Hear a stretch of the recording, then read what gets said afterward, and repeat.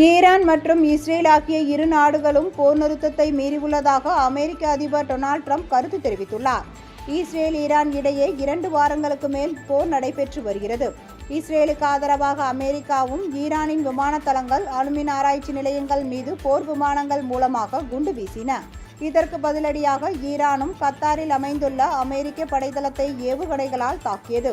இந்நிலையில் இஸ்ரேலும் ஈரானும் போர் நிறுத்தத்திற்கு ஒப்புக்கொண்டதாக அறிவிக்கப்பட்டது. இருப்பினும் போர் நிறுத்தம் அறிவிக்கப்பட்டு 2.5 மணி நேரம் கழித்து இஸ்ரேல் மீது ஈரான் தாக்குதல் நடத்தியதாக குற்றம் சாட்டப்பட்டது. இதற்கு ஈரான் மறுப்பு தெரிவித்தது. இதனைத் தொடர்ந்து நெதர்லாந்தில் நடைபெறும் நேட்டோ மாநாட்டுக்கு செல்லும் முன்னர் வெள்ளை மாளிகையில் பத்திரிகையாளர்களுடன் பேசிய அதிபர் ட்ரம்ப் இரு நாடுகளும் போர் நிறுத்தத்தை மீறியுள்ளதாக கூறியுள்ளார். இது குறித்து அவர் கூறுகையில், அவர்கள் போர் நிறுத்தத்தை மீறினார்கள், ஆனால் இஸ்ரேலும் மீறியது என்று குறிப்பிட்ட அவர், இஸ்ரேல் மீது எனக்கு மகிழ்ச்சி இல்லை என தனது ஏமாற்றத்தையும் வெளிப்படுத்தினார்.